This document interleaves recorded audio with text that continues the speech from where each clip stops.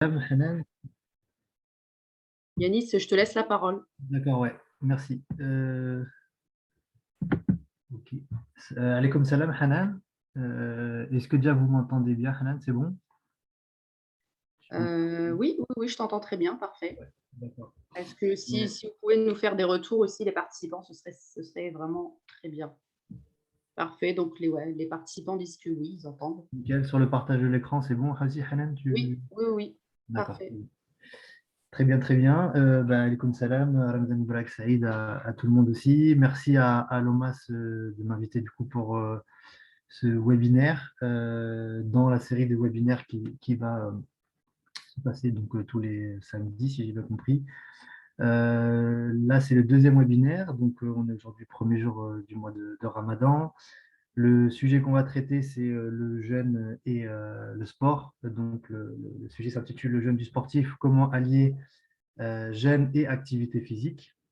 Voilà, moi je m'appelle Yanis Madini. Effectivement, je suis masseur kinésithérapeute de profession, kinésithérapeute du sport et préparateur physique. Je m'occupe aussi de tout ce qui est réathlétisation.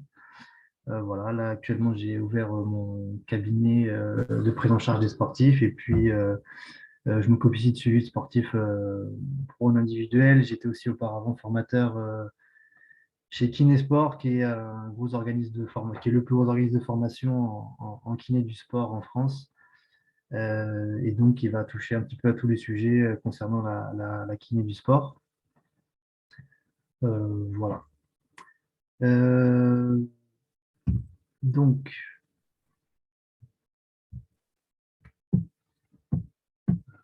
j'essaie de faire marcher le diapo. Voilà un petit peu pour rappel de l'ensemble des webinaires qui est mis en place par l'OMAS, qu'on remercie pour cette organisation. Et donc là, c'est le deuxième webinaire, celui du samedi 2 avril.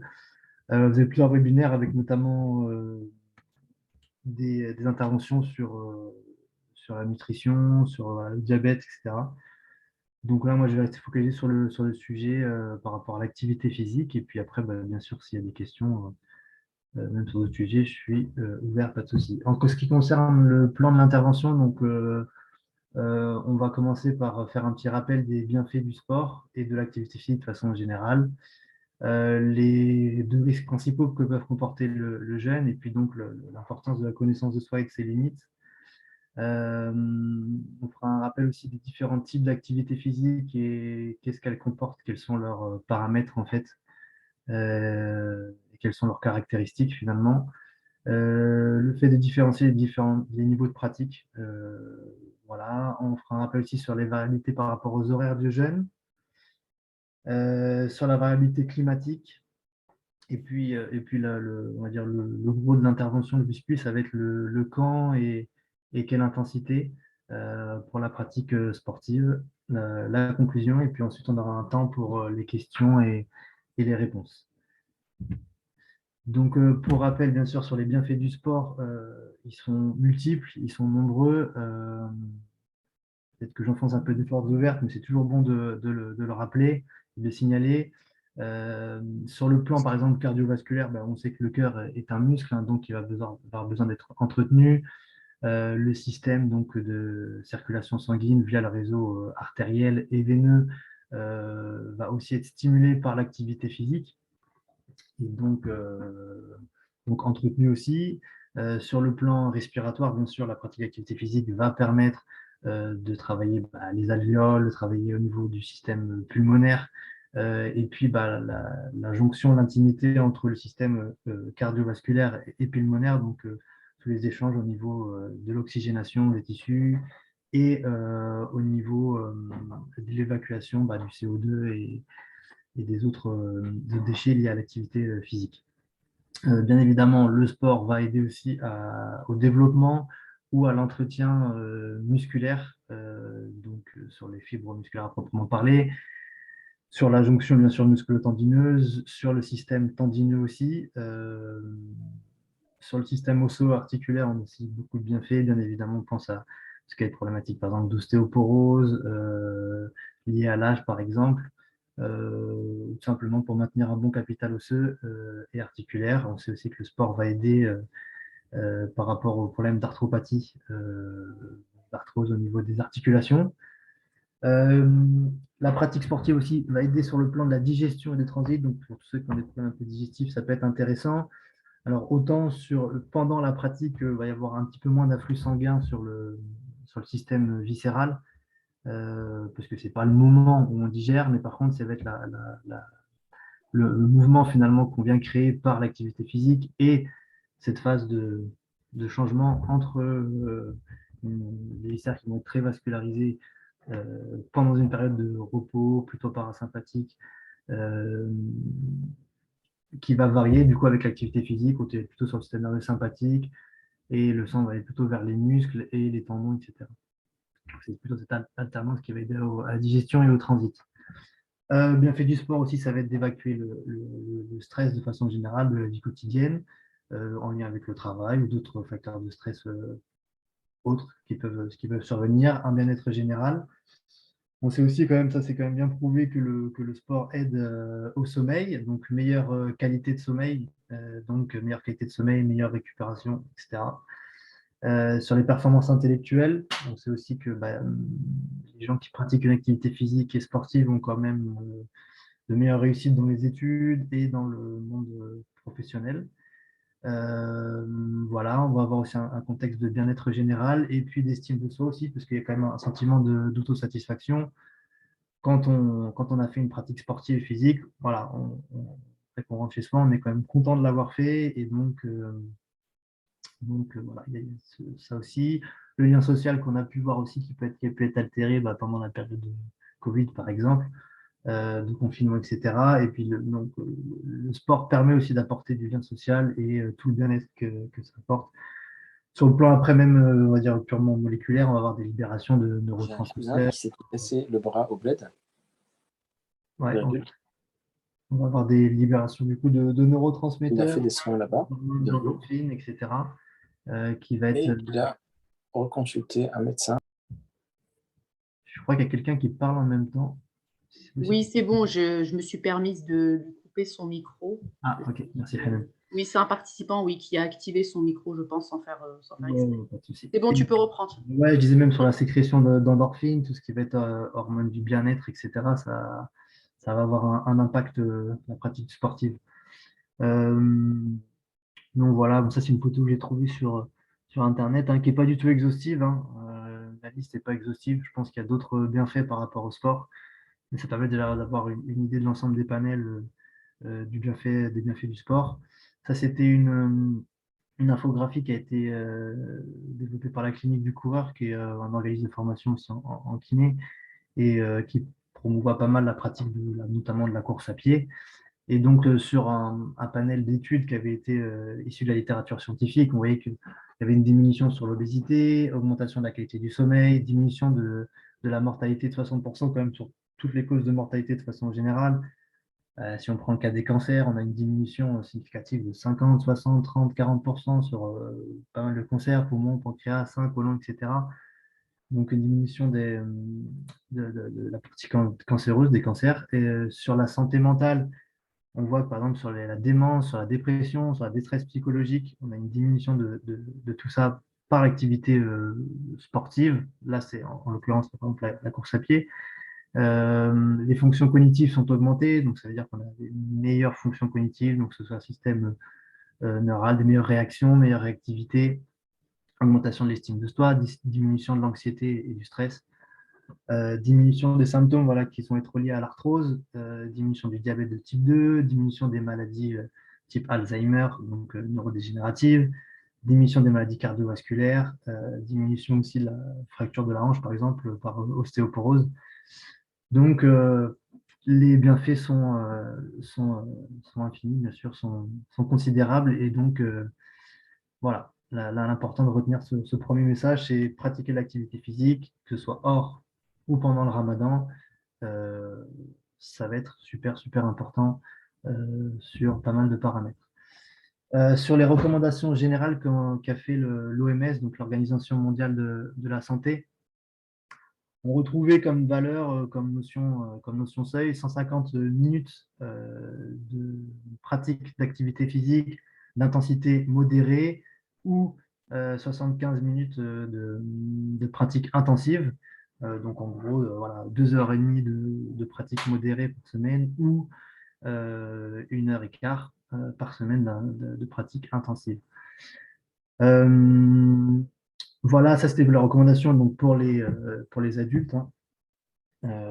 Au-delà, je crois, 18 ans. Pour les jeunes en dessous de 18 ans, ils recommandent de pratiquer 60 minutes d'activité physique par jour.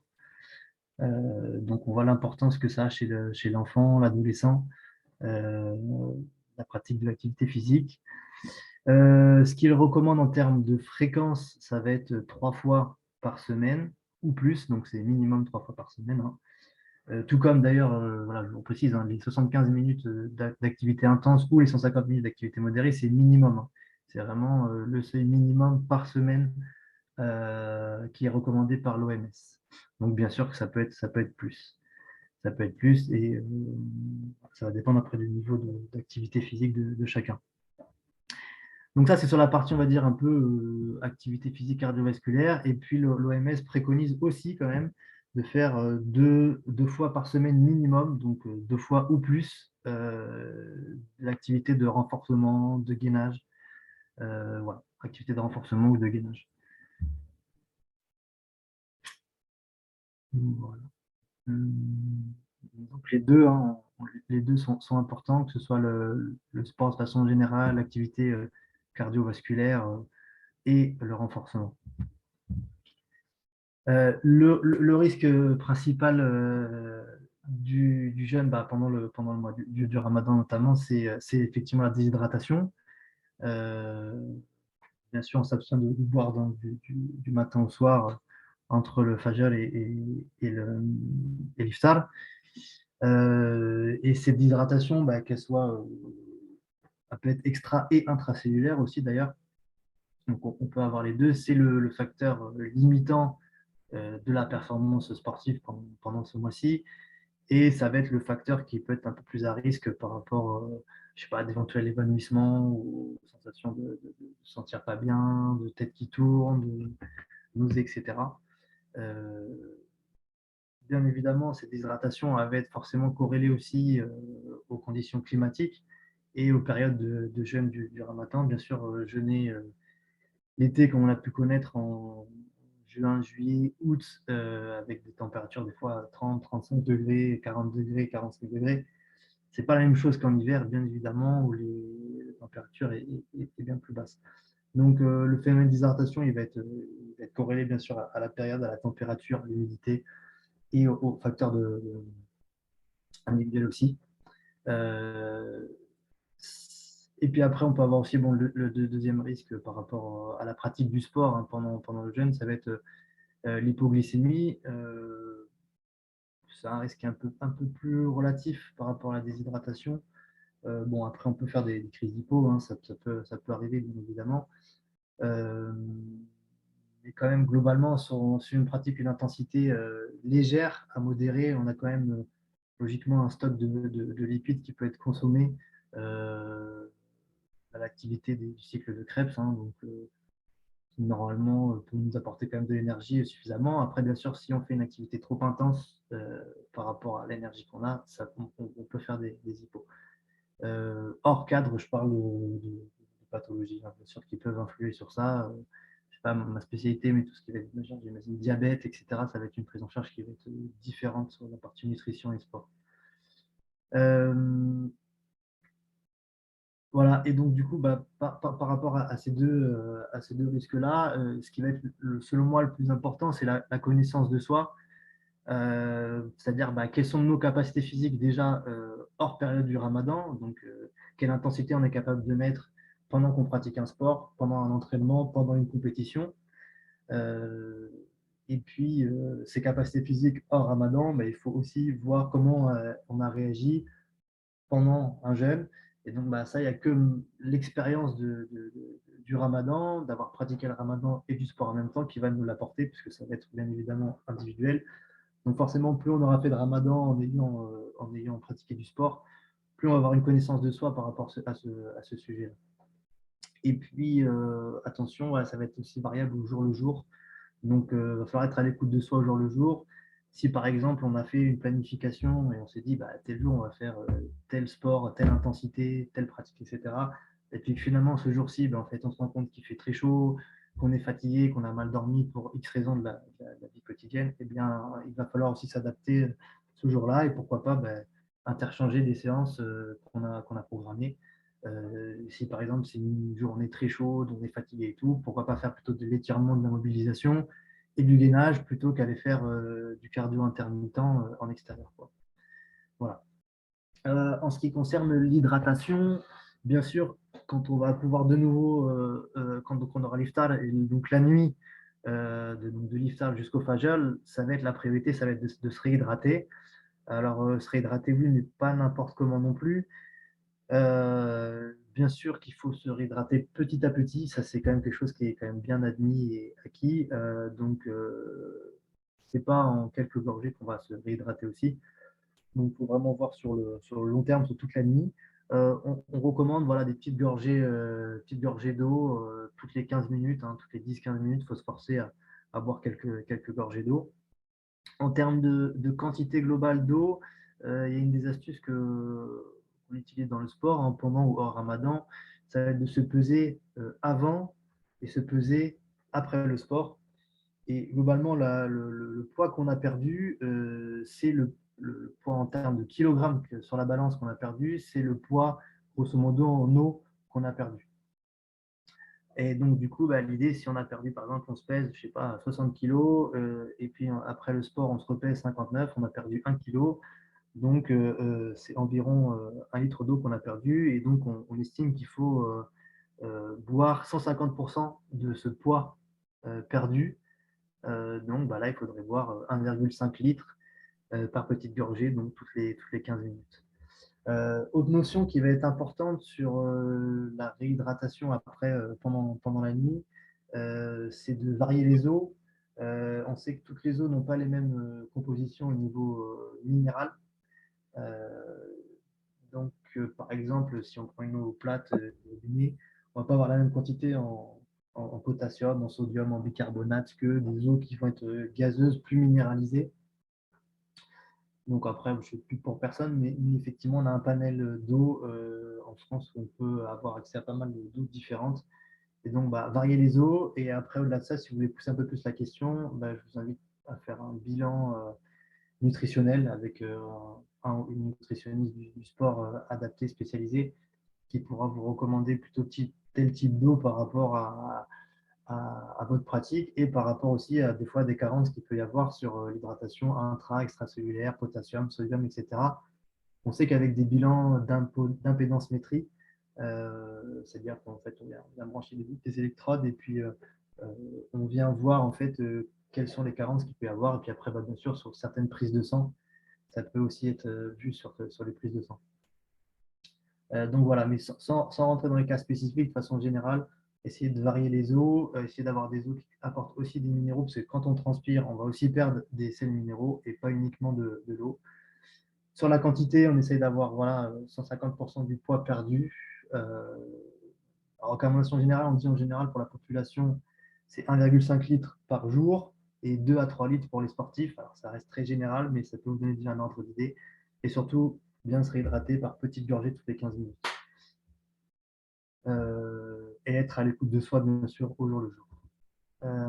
En ce qui concerne les différents types d'activités physiques et comment on va pouvoir s'adapter, bien évidemment que si on pratique une activité sportive et physique individuelle, ça n'est pas la même chose que collectif. Individuel, on va pouvoir bien sûr s'adapter beaucoup plus et dans notre programmation hebdomadaire, hein, du lundi au dimanche, ou dans notre programmation même de la journée, on va pouvoir choisir si on pratique le sport plutôt le matin, l'après-midi, le soir, après le phare. Alors que quand on a un entraînement collectif, bah déjà, on va dépendre des autres. Donc, il y a le coach, il y a les partenaires d'entraînement, il y a le club, etc. Et donc, bah, forcément, l'adaptation qu'on va pouvoir mettre sur ça est beaucoup plus limitée. Et sur les horaires d'entraînement, sur l'intensité d'entraînement, on a beaucoup moins la main mise dessus. Après, il y a des clubs, bien sûr, ou des entraîneurs qui sont très ouverts, avec lesquels je vous invite d'ailleurs même à leur dire que vous jeûnez pour qu'ils puissent eux aussi le savoir et adapter la séance si besoin. Et puis, il y a carrément des clubs ou des collectifs de sport qui s'adaptent complètement par rapport à ça parce qu'ils ont une population majoritaire qui jeûne, par exemple, qui pratique le ramadan. Donc voilà.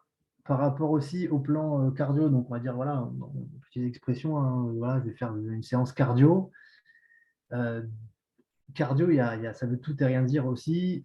Si on fait un cardio continu aérobie, ça pourrait être, par exemple, je sais pas, moi, faire 15, 20 minutes, 30 minutes de marche, de vélo, de course à intensité légère. Ça va pas être la même intensité sur le plan cardiovasculaire que du cardio intermittent, type du 15-15, du 20-20, du 30-30, même des blocs qui peuvent être faits au seuil ou à VMA. On n'aura quand même pas la même chose. Ça concerne plutôt quand même les sports, voilà, vélo, marche, course, natation.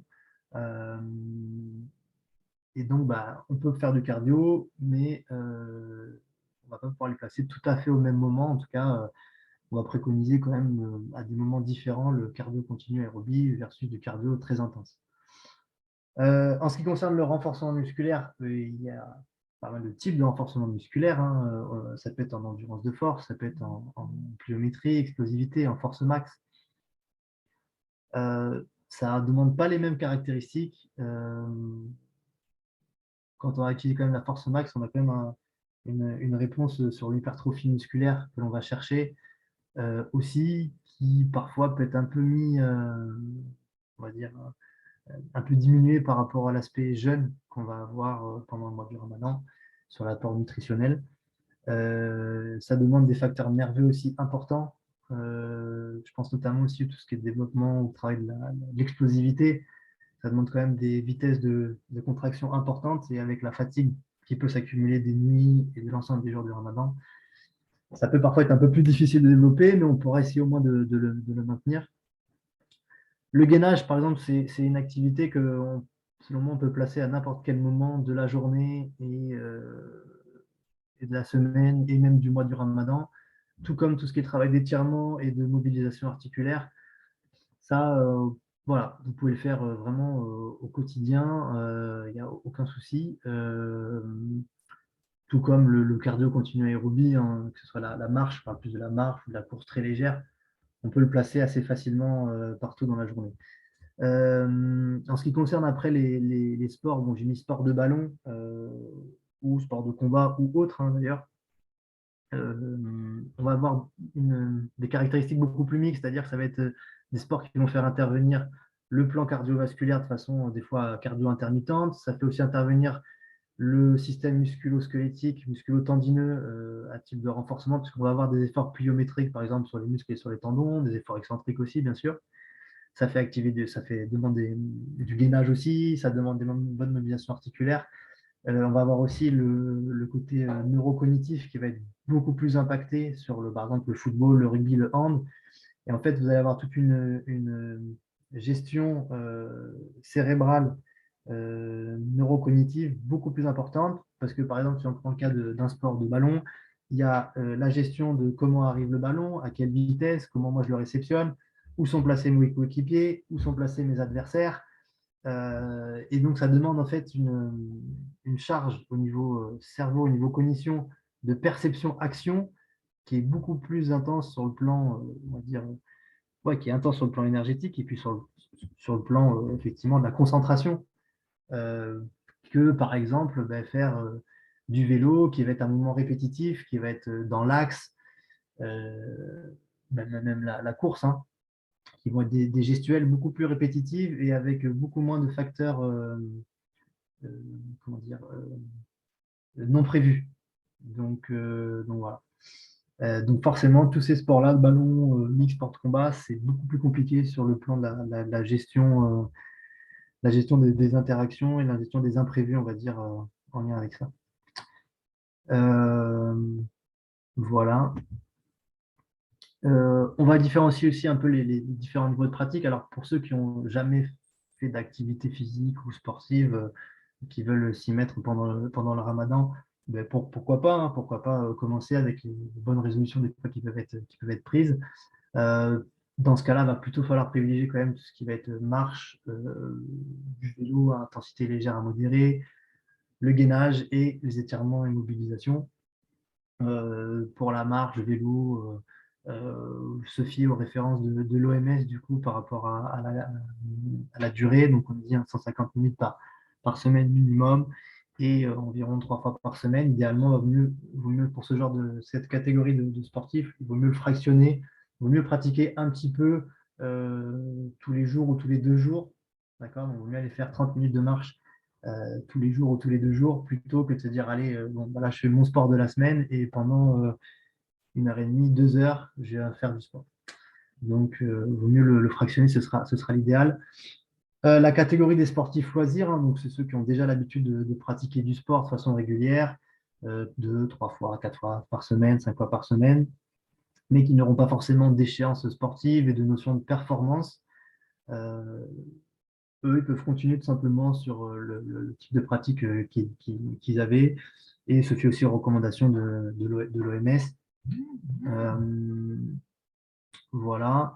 Les sportifs en compétition ou semi-pro, c'est une catégorie qui est très particulière puisque ça va être des gens qui potentiellement travaillent à côté, donc ont un boulot, mais pratiquent une activité sportive quand même intensive, avec des échéances, par exemple bah, tous les vendredis, samedis ou dimanches, ou toutes les semaines, ou avec des échéances régulières sur certaines phases, par exemple sur 1 mois, 2 mois, ils vont avoir tous les 15 jours, 3 semaines des compétitions. Euh, donc là, ça peut être évident, puisqu'il va falloir essayer de s'adapter. Effectivement, on sait quand même que globalement, pendant le mois de Ramadan, le niveau de performance risque d'être un petit peu diminué.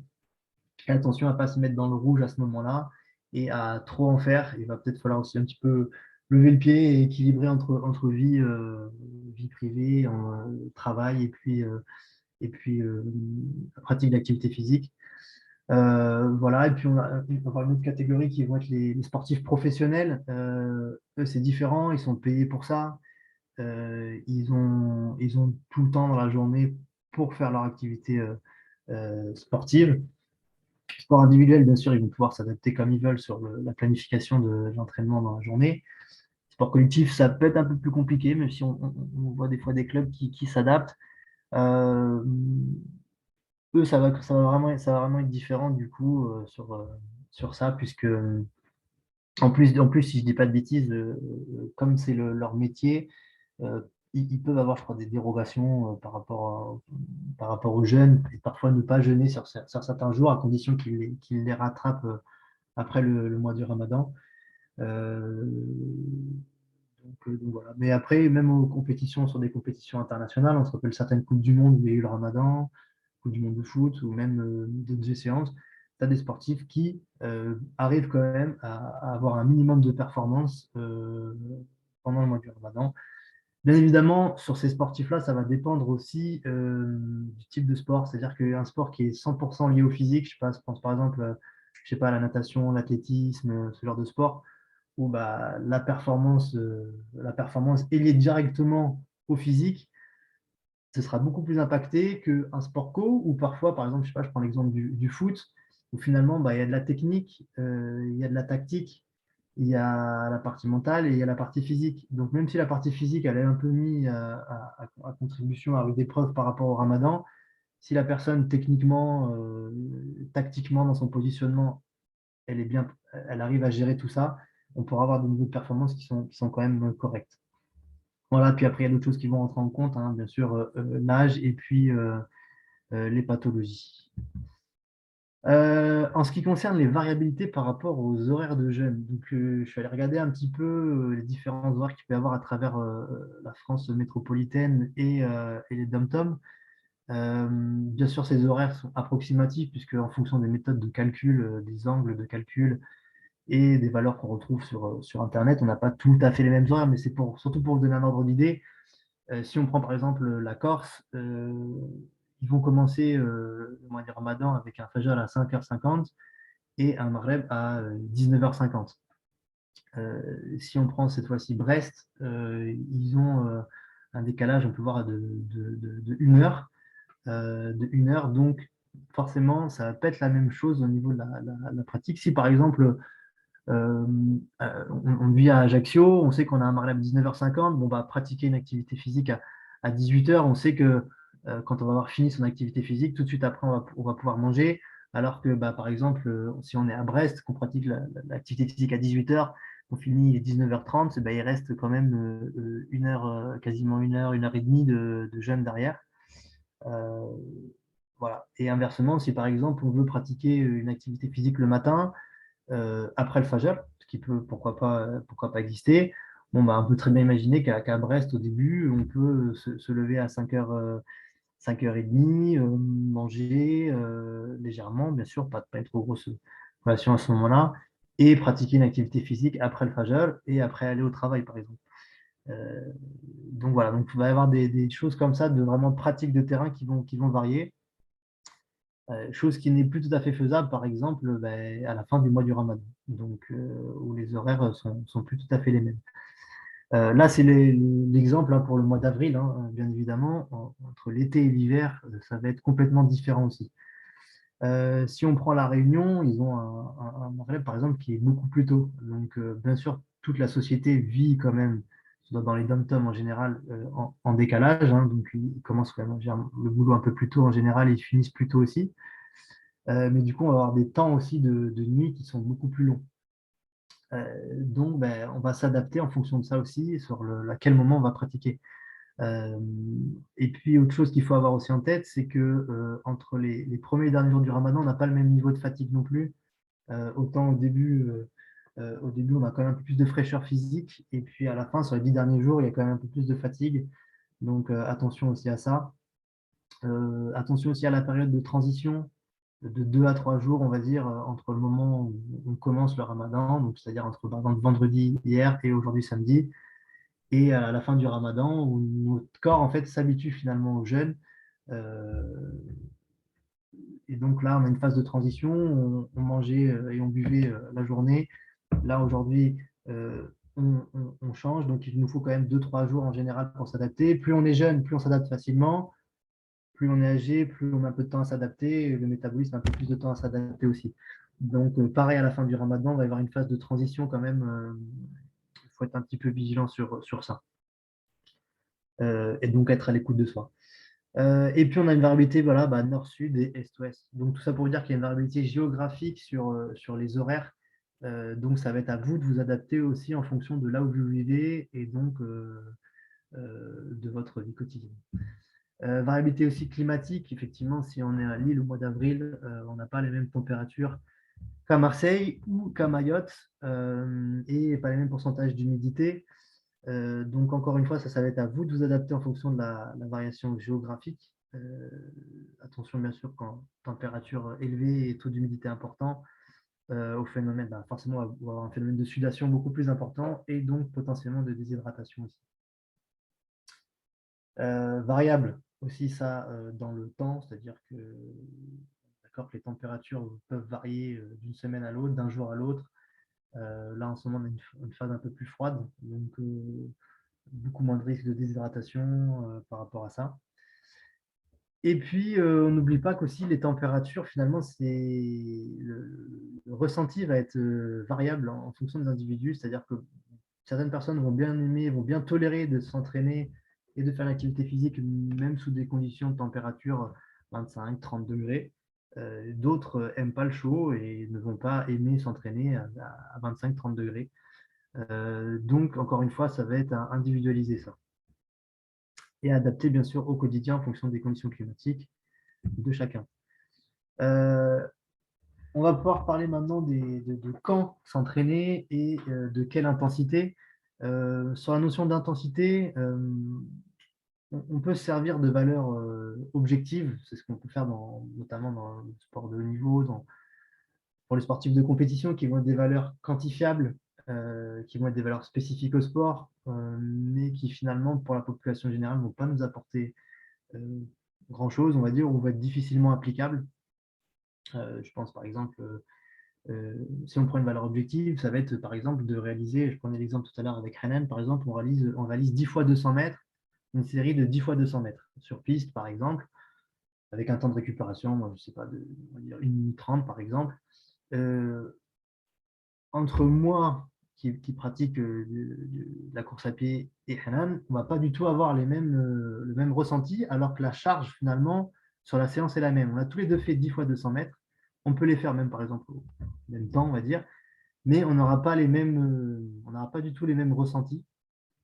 C'est pour ça qu'on a une échelle qui s'appelle l'échelle de Borg, qu'on peut utiliser dans la quantification de la charge d'entraînement notamment, qui a été développée au début entre 3 et 20, et puis qui a été modifiée entre 0 et 10, et qui va nous donner une échelle finalement d'intensité d'effort, de perception de l'effort en fonction de chacun. Donc l'échelle elle va de 0, enfin de 1 pardon, à aucun effort, pleine détente totale, à 10 avec un effort maximal qui va être très très très intense du coup, et on ne peut plus parler. Donc par exemple, ça va être, je sais pas, des sprints, ça va être monter des côtes, des escaliers, des choses comme ça. Et puis entre les deux, on va voir tout le panel. Moi, dans cette diapo, je vais vous parler d'intensité légère. On peut considérer que c'est entre 1 et 4. D'accord, donc entre aucun effort et puis facile, c'est-à-dire je commence juste à être un peu essoufflé. Modéré entre 5 et 7, donc légèrement fatigant, je respire plus rapidement, à être essoufflé. Et puis intensité forte, 8 à 10, quand on va sortir de sa zone de confort et on va percevoir un effort très intense.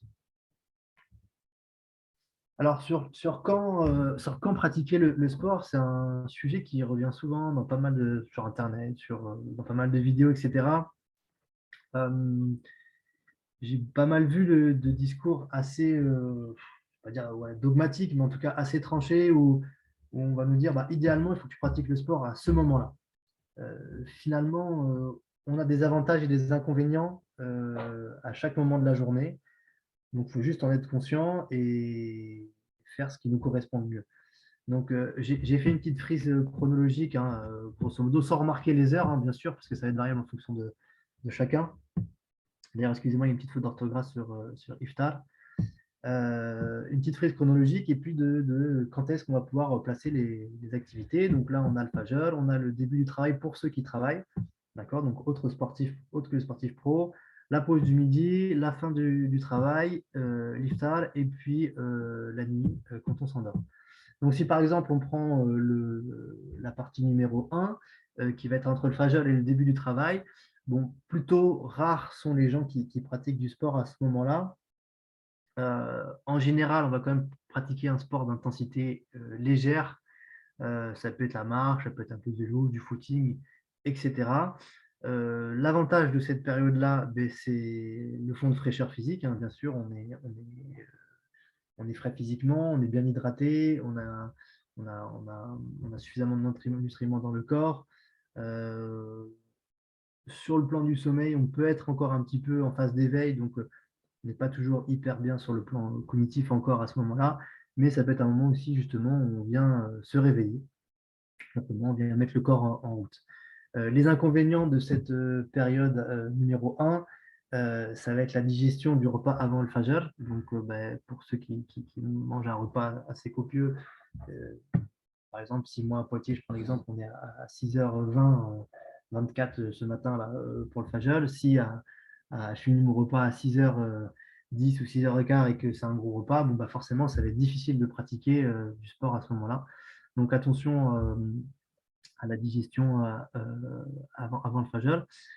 Bien évidemment, l'inconvénient, ça va être la motivation aussi, hein. C'est dur hein, de pratiquer du sport à ce moment-là, mais pourquoi pas. Le sommeil, parfois, on a besoin je pense notamment à l'été, hein, où on avait des journées des nuits qui étaient très courtes, des journées très longues. Moi, je sais que je me recouchais après le Fajr avant d'aller travailler. Donc, parfois, le temps numéro 1, il va être utilisé plutôt à gratter encore 2-3 heures de sommeil plutôt que d'aller faire du sport. Donc, attention à ça, l'équilibre avec le sommeil. On reviendra dessus, mais sur les recommandations. Mais on est à environ 8 heures de sommeil hein, qui sont recommandées quand même. Donc, il faut aussi tenir compte de ça. Et puis, bah, du temps qu'on a aussi avant le travail. Hein, parfois, les gens, ils en bougent tôt, donc 6h, 7h. Donc, voilà, ils n'ont pas le temps d'aller faire du sport à ce moment-là. Donc, voilà un petit peu les avantages et les inconvénients qu'on peut avoir à ce moment-là. En général, ça va être plutôt des gens, on va dire, c'est rare de voir des sportifs pros qui s'entraînent à ce moment-là, sauf exception. Je parle peut-être dans les pays arabo-musulmans peut-être. Mais ça va être un peu plus pour les sportifs loisirs ou compétitions qui travaillent, quoi.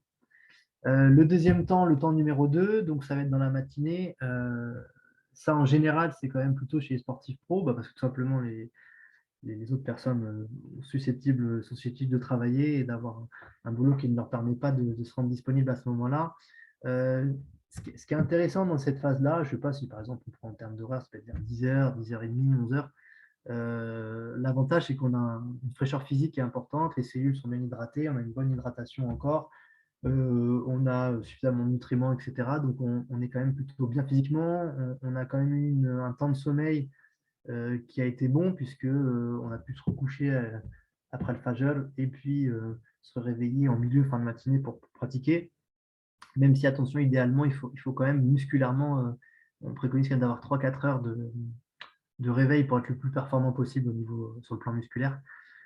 Et puis, on va avoir quand même un moins de risque de blessure. Je parle sur le plan musculo-tendineux, mais sur le plan aussi des entorses, puisque au niveau cognitif, on sera plus à même, plus apte à pratiquer, et donc potentiellement des meilleures performances. Donc, il y a pas mal de clubs qui s'entraînent effectivement le matin. En plus, les conditions climatiques sont toujours un petit peu mieux qu'à 14-15 heures, bien évidemment, ou au milieu de l'après-midi.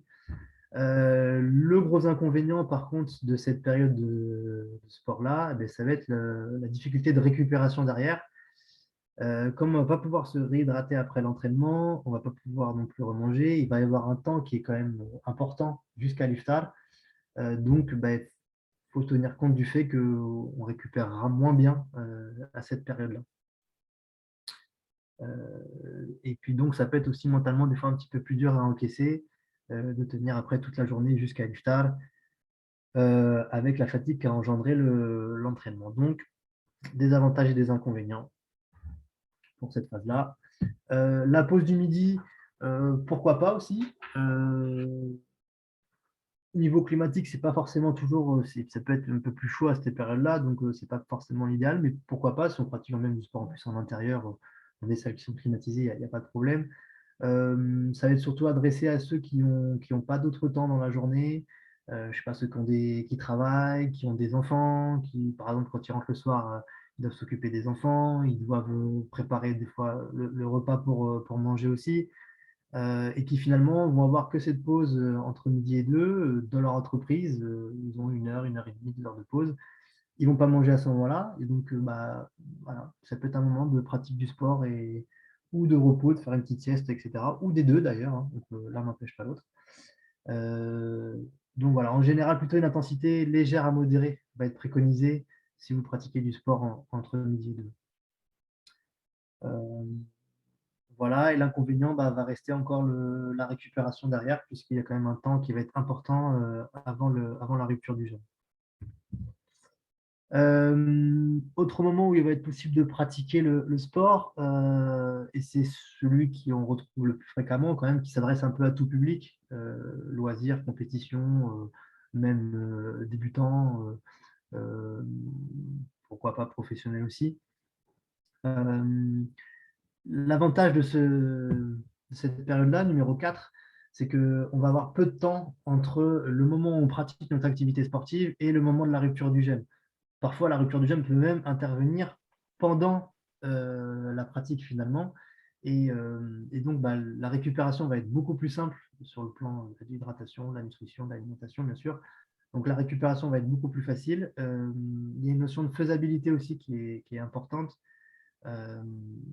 Parce que pour tous ceux qui travaillent, finalement, c'est le moment, de toute façon, déjà hors du ramadan d'ailleurs, hors des périodes de jeûne, mais aussi pendant, où c'est le plus pratique de caler le sport, tout simplement d'un point de vue organisationnel, on va dire, et puis d'un point de vue habitude aussi. Le corps est quand même, si vous avez l'habitude de pratiquer du sport à cette période-là, entre le moment où vous finissez votre boulot et le moment de l'iftar, votre corps il est quand même déjà habitué finalement à pratiquer cette activité physique que vous connaissez peut-être déjà, vous avez déjà pratiqué à ce moment-là. Donc, du coup, là, le seul nouveau paramètre que votre corps aura à gérer, c'est le facteur jeûne de la journée. Donc, voilà. Les inconvénients de cette phase de fin de journée, c'est quand même qu'il y a une fatigue pour ceux qui ont travaillé, donc fatigue de la journée, même pour ceux qui n'ont pas travaillé, et qu'on va avoir un manque de fraîcheur physique. Donc potentiellement, on peut être plus à risque de blessures musculo-tendineuses, puisque le corps peut être un peu déshydraté aussi. Les tendons, on sait qu'ils ont besoin de beaucoup d'eau, qui peut être aussi déshydraté. Et potentiellement, on peut être moins performant aussi, notamment aussi dans les sports multidirectionnels, avec, je vous disais, avec des ballons, sports de combat, etc., où il va y avoir une charge neurocognitive plus importante. Donc voilà, ça va être les inconvénients de cette phase-là. Et donc, il va falloir absolument adapter l'intensité de l'effort en fonction de son niveau de pratique, en fonction des facteurs individuels, l'âge, pathologie, etc., de son expérience passée et des conditions climatiques. Donc, attention aussi à cette phase-là sur l'adaptation de l'intensité. Tout est faisable en soi. Moi, par exemple, je fais de l'athlète en compétition. Je peux réussir à mettre des intensités d'entraînement importantes après la journée de travail et avant l'iftar. Bien sûr, le niveau de performance est potentiellement un peu moindre, mais sans me mettre en danger non plus, sans aller jusqu'à m'évanouir ou quoi que ce soit, puisque c'est quand même pas le but non plus du ramadan. Hein, si on doit casser le jeûne parce qu'on a mis notre santé en péril par rapport au sport, bon, il y a une petite dichotomie qui est pas idéale quand même. Pour quelqu'un qui a moins l'habitude, il peut tout à fait pratiquer une activité légère à modérée. À ce moment-là, il n'y a aucun problème. Aller marcher, aller courir de façon très légère, autre chose, il n'y a pas de problème. Ensuite, la phase numéro 5, on va la retrouver, par exemple, je pense notamment au club là, de MMA avec lequel je travaille, où ils ont des entraînements qui finissent de façon générale toute l'année, hein, jusqu'à 22h, des fois 22h30. Dans certains sports co, ça arrive aussi. L'avantage de cette phase numéro 5, c'est le fait qu'on va pouvoir déjà entamer une réhydratation et avoir eu une collation pendant ou juste avant la pratique sportive. Donc, ça va permettre déjà de recommencer à retrouver une certaine énergie physique dès le début de l'effort. Et donc, on va pouvoir potentiellement mettre plus d'intensité que dans la phase 4, qui va être un peu plus sur les réserves d'énergie et sur la fatigue de la fin de journée. Donc, cette phase 5, on amorce finalement la réhydratation, on réamorce avec une collation l'aspect énergétique et on va pouvoir remettre un peu plus d'intensité à ce moment-là. L'inconvénient, attention, c'est que l'iftar, du coup, on ne va pas pouvoir pratiquer un iftar copieux. Hein, attention à la digestion, il va falloir éviter les repas trop lourds. Et puis l'inconvénient aussi, ça va être l'heure tardive, puisque par exemple, je ne sais pas, mettons là, le Maghreb à Poitiers, il est à 20h30, fin du mois, il sera à 21h10. Bon, imaginons qu'on pratique une activité physique jusqu'à. On commence à pratiquer à cette heure-là, on fait 1h30 d'activité physique par exemple. Donc on va finir, il va être 22h30.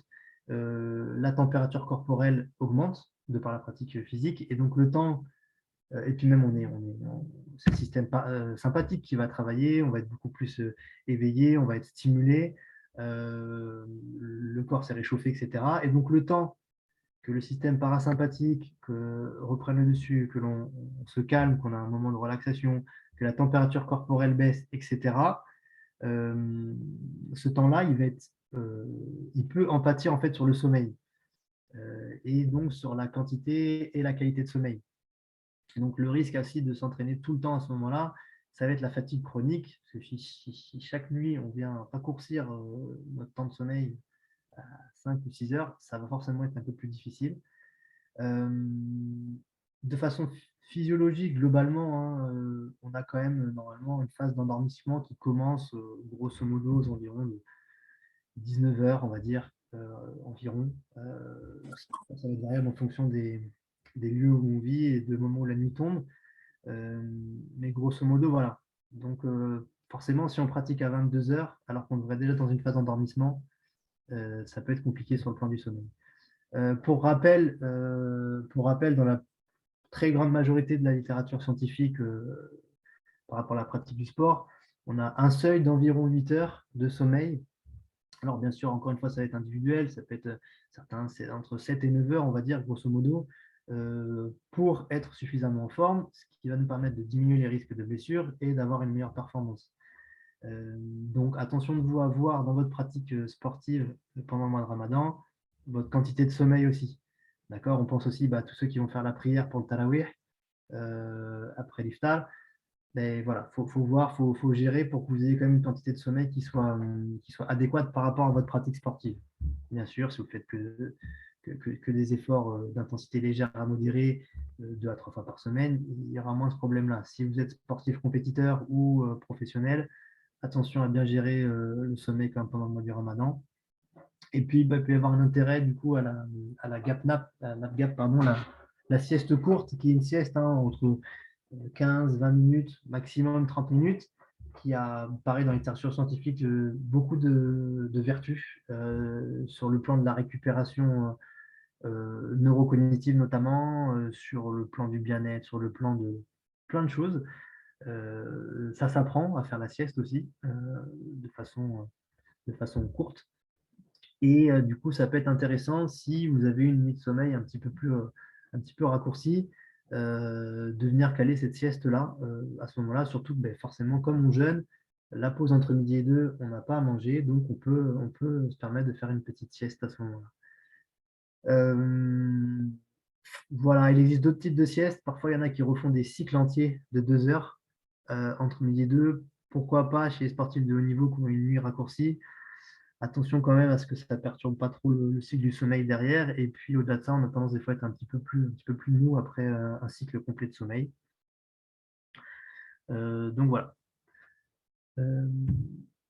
On avait fait avec l'OMAS, Asma et Henan, et l'infographiste de l'OMAS l'année dernière, cette petite infographie qui est une infographie généraliste.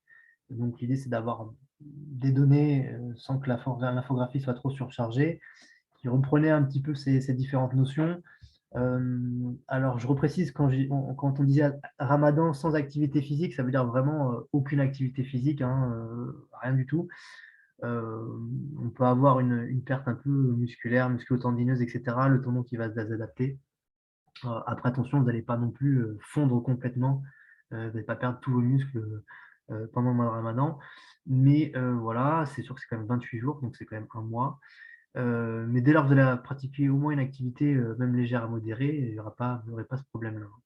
Si vous suivez les recommandations de l'OMAS, de toute façon, 2 fois par semaine du renforcement ou du gainage et puis 150 minutes d'activité cardiovasculaire par semaine, d'intensité légère modérée, il n'y aura aucun problème à ce niveau-là. Et puis donc ça reprenait voilà, les différentes notions, le quand, la durée et l'intensité. Je pense que cette infographie est encore consultable sur les réseaux sociaux de l'OMAS et sur le site de l'OMAS. Et puis on remettait voilà, la notion d'hydratation et les petites astuces. Donc ça, c'était une infographie quand même plus adressée à la population générale. Je pense qu'on allait un peu plus en détail dans le diaporama que je viens de vous présenter. Et donc pour conclure, le take-home message, ça va être pratiquer. De 1, pratiquer l'activité physique pendant le Ramadan. N'ayez pas peur de ça. Ce n'est pas un souci. Et au contraire, ça va même coller avec ce mois de jeûne, ce mois de spiritualité. Il n'y a pas de bon ou de mauvais moment, finalement. Je pense qu'il faut sortir un petit peu des adages très dogmatiques. Mais par contre, il faut savoir que sur les bases physiologiques, on a quand même des avantages et des inconvénients qui vont être différents à chaque moment. Et donc, en fonction du moment où on va pratiquer la journée, le sport dans notre journée, il va falloir adapter l'intensité. D'accord? Et donc, ça va être individuel. Ça va dépendre de pas mal de paramètres dont je vous ai parlé, la faisabilité par rapport à l'organisation de la vie quotidienne, les conditions climatiques, son niveau de pratique, son niveau d'expérience par rapport au sport et au Ramadan, etc. Et donc, j'insiste sur cette notion d'individualisation et aussi le fait de s'adapter au quotidien, puisque on peut avoir un programme préétabli d'entraînement dans la semaine, mais au jour le jour, on a mal dormi, je ne sais pas, notre enfant qui est tombé malade, par exemple, on a d'autres choses à gérer, on a la tête qui est un peu prise, et bien, il va falloir adapter un petit peu la pratique physique en fonction de cet état physique-là journalier, on va dire. Voilà, nous je sais que dans les sports de niveau, on a même des questionnaires ou des applications qui nous permettent en fait d'avoir des profils tous les jours, en fait, de savoir au niveau du sommeil, de la récupération, de plein de choses, de plein de paramètres physiques pour estimer un niveau de fraîcheur physique finalement par rapport à la charge de travail qu'on met sur nos sportifs. Voilà, et bien, ouais, je vous souhaite encore un bon ramadan à tous, ainsi que toute l'organisation de l'OMAS. J'espère que ça vous a intéressé. Et puis, bah, du coup, on va passer, je pense, aux questions-réponses. Merci beaucoup Yanis pour cette présentation qui fut très intéressante. En tout cas, moi, j'ai appris beaucoup de choses. Merci beaucoup. On va peut-être passer aux questions-réponses, comme tu dis. Et puis, je m'adresse donc aux participants. N'hésitez pas à activer vos micros pour poser vos questions. Voilà. Sinon, si ce n'est pas possible, vous pouvez passer par le chat. Merci. Oui, si je peux me permettre, c'est moi. Oui, Oui, bonjour. bonjour. Donc, merci encore pour la qualité de votre intervention. C'est vraiment barakallahu fik, Du Balakhi. extra. J'avais juste une petite question. Oui, C'était concernant l'alimentation oui. avant, pendant, après, ce que vous préconisez au fait. Alors, volontairement, j'ai pas mis de diapo sur l'alimentation parce que, de un, il y a pas mal d'autres nutritionnistes qui vont en parler sur les différents webinaires. De deux, je suis pas diplômé en nutrition, micronutrition, etc. Donc, bien sûr, forcément, en travaillant dans le sport, j'ai des notions. On est obligé d'avoir des notions par rapport à cette alimentation-là. Mais il y a des métiers à part entière, hein, qui sont là pour justement parler d'alimentation et nutrition. Moi, les recommandations que je peux te donner comme ça oralement, euh, ça va être déjà de savoir que le sport, de façon générale, a tendance à acidifier le corps. Donc, en gros, c'est ce qu'on appelle l'indice PRAL, par exemple, qu'on va avoir au niveau des aliments, qui va être en fait finalement le pH, hein, pour ceux qui ont fait de la chimie, donc l'acidité et la basicité finalement qu'on va avoir dans le corps. Et on sait que le corps a tendance à acidifier, enfin le sport a tendance à acidifier le corps. Et donc, pour équilibrer ça, il va falloir privilégier quand même de manger des légumes, notamment, puisque les légumes, sur l'indice PRAL, c'est un indice que vous pouvez retrouver sur Internet, hein, partout, hein, qui est facilement accessible. Vous tapez indice PRAL, P-R-A-L, des aliments, et vous avez cette notion d'acidité et de basicité des aliments. Et donc, on va retrouver dans les aliments qui vont basifier finalement le corps, c'est en lien, ça c'est la notion de stress oxydatif, hein. La notion de stress oxydatif, les légumes finalement. Et donc, effectivement, il va falloir avoir un apport en légumes suffisamment bon pour équilibrer cette acidification du corps. Ce n'est pas une notion qui est spécifique par rapport au jeûne du mois du Ramadan, mais qui est aussi valable pendant ce jeûne-là. Les autres notions que je vais avoir sur l'alimentation, bien évidemment, c'est privilégier de manger des produits de saison. Les produits de saison, forcément, ils ont une contenance en nutriments et en apport qui est meilleur, parce que c'est les aliments de saison, ils sont forcément meilleurs. Bien sûr que si vous mangez, par exemple, l'exemple, je sais pas, d'une tomate au mois de juillet, août, qui a poussé en extérieur dans les bonnes conditions, ce ne sera pas la même chose qu'une tomate qui a poussé sous serre, qui a voyagé pendant des kilomètres, etc., etc. Donc ça, encore, voilà, privilégier les aliments de saison et local, bien évidemment. Bio, pourquoi pas aussi, parce que tu vas diminuer quand même tout ce qui est pesticides, etc., potentiellement. De façon générale aussi, les aliments transformés, donc tout ce qui va être très transformé, c'est pas non plus l'idéal, et bon, la pratique sportive de façon générale, ce qui va être aliments avec des graisses insaturées aussi. Et puis, il y a aussi des aliments que, ça c'est variable individuelle, qui vont être plus faciles à digérer que d'autres. Je sais pas, moi par exemple, il y en a qui ont du mal à digérer le lait de vache ou le lait d'animaux. Peut-être falloir qu'ils privilégient un peu plus les végétaux, par exemple. Euh, voilà, je sais qu'il y a des aliments. Moi, je sais que par exemple, je peux manger avant du sport, par exemple, au moment de l'iftar. Ça ne me dérange pas de manger, par exemple, 100 grammes de blanc de dinde ou blanc de poulet, ou même des œufs que je digère finalement très bien et je vais pouvoir pratiquer derrière sans avoir cette sensation de ventre lourd, désagréable, etc. Donc, tous les aliments ne se digèrent pas tout à fait pareil et chacun va varier sur ça.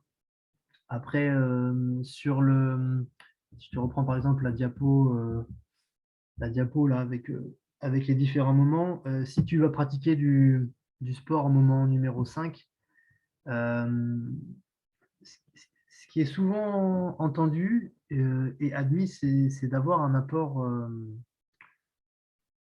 avec des fruits secs, par exemple, des dattes, ça peut être autre chose, abricots secs, ou des choses qui vont être assez sucrées, c'est-à-dire qu'on a un index glycémique élevé, pour justement, on entend souvent, pour venir un petit peu couper cet effet jeune, en fait, cet effet, comment dire, hypoglycémiant. Donc, on va prendre des aliments qui sont très hyperglycémiants pour venir combler ça. Et en discutant avec une nutritionniste du sport qui a une approche très intégrative de la nutrition, et elle pense que on rajouterait un stress tissulaire si on prenait des aliments trop sucrés au moment de la rupture du jeûne, et que finalement la cellule a déjà du mal à s'adapter au fait qu'elle n'ait pas eu d'apport dans la journée, et de venir lui balancer un peu une petite bombe calorique, entre guillemets, très sucrée, pourrait la stresser aussi, quoi. Donc, voilà. Donc, il y a différents points de vue sur ça.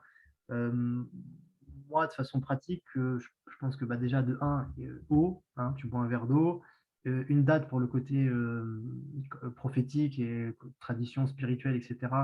Ça ne me pose pas de souci. Après, si tu manges 10 dates, c'est plus pareil. Une date, ça peut être intéressant d'intégrer des fruits à coque au moment de ton iftar. Si tu pratiques, là je parle si tu pratiques du sport au moment numéro 5. Hein. Des fruits à coque, ça veut dire amandes, noisettes, noix de cajou, qui digèrent bien en plus et qui ont un apport énergétique intéressant. Moi, je sais que ça ne me dérange pas de manger aussi une petite clémentine ou voilà, quelques quartiers d'orange. Ça ne me dérange pas aussi de boire un petit verre de lait, plutôt végétal par rapport à la digestion, mais pourquoi pas animal aussi. Tu vas pratiquer ton sport au moment numéro 5 et après, du coup, tu vas manger ton repas, ton iftar classique, on va dire, ton repas classique. Si tu as pratiqué ton sport au moment numéro 4, donc tu n'auras pas ce souci de quelle collation faire avant ton sport, et le moment où tu vas manger, il est assez proche, euh, ce qui est quand même bien reconnu et validé plutôt unanimement, c'est quand même l'intérêt de la soupe, la harira ou la shorba, qui est une soupe traditionnelle, hein, et qui finalement a des vertus aussi scientifiques qui sont très intéressantes, puisque tu as le côté hydratation, tu as un apport en légumes dans la soupe, des fois tu as des apports en légumineuses, on peut avoir retrouvé des légumineuses, ça va être tout ce qui est par exemple lentilles, pois chiches, etc. On va avoir aussi des épices dans ces soupes. Donc, les épices, ils ont un côté intéressant sur la partie antioxydant. On va avoir un apport protéiné, puisque certains vont mettre des œufs, de la viande, etc., qui est fait en plus de façon fractionnée, donc finalement, qui ne va pas être une grosse part de viande, qui va pas être ça va être plus facile à digérer. Donc, la soupe, pour ça, elle est vraiment très intéressante sur le plan nutritionnel, sur le plan sportif, etc. Donc, si tu pratiques ton sport au moment numéro 4, l'iftar, c'est intéressant que tu aies la soupe à ce moment-là. Et puis, si tu le pratiques au moment numéro 5, donc tu as fait ta collation avant le sport. Et après le sport, du coup, tu vas pouvoir intégrer ça. Sur le plan de la nutrition, je sais qu'au niveau avant le fajr, je sais que par exemple, traditionnellement, tu vois, au Maroc, on va pouvoir manger carrément vers, je sais pas, ouais, une heure avant le fajr, vraiment un plat type tagine. Donc, ça peut être un plat, ce qu'on peut recommander, ça peut être un tiers féculent, un tiers légumes et un tiers protéines. Dans l'assiette, grosso modo, quoi, visuellement, le un tiers, un tiers, un tiers féculent, un tiers légumes, un tiers protéines. Il peut être intéressant, notamment pour les sportifs pros, par exemple, qui vont s'entraîner au milieu de matinée, en temps numéro 2. Ils vont manger un repas suffisamment conséquent à ce moment-là. Ils ont le temps quand même de digérer, de se rendormir éventuellement, et d'avoir un apport du coup qui est bon, quoi, au niveau nutritionnel. Moi, je sais que par exemple, je vais dormir la nuit, je sais que j'ai du mal le matin en me réveillant à 5h, 5h30, à manger un gros plat, un tiers, un tiers, un tiers, quoi. J'ai un peu plus de mal, donc je vais faire plutôt un petit déjeuner où je vais avoir quand même un apport d'œufs, de blanc de dinde, par exemple, bananes, des choses comme ça. Euh, bien sûr, tout ce qui va être thé aussi pour s'hydrater. Donc ça va être variable en fonction de chacun, mais parce que je sais aussi que la journée, bah, je vais pas pratiquer du sport non plus le matin, et quand je vais le faire, je vais le faire plutôt au moment numéro 4. Bon, après, ça se discute, je pense. Ça se discute. Donc voilà. Je ne Ok, sais pas si tu as répondu à tes questions. ok, oui, si, Grosso réponse modo. très complète, merci. Et ouais, et ça, aussi à préciser, ça peut être intéressant pour le coup de faire un bilan, parce qu'encore une fois, la partie nutrition,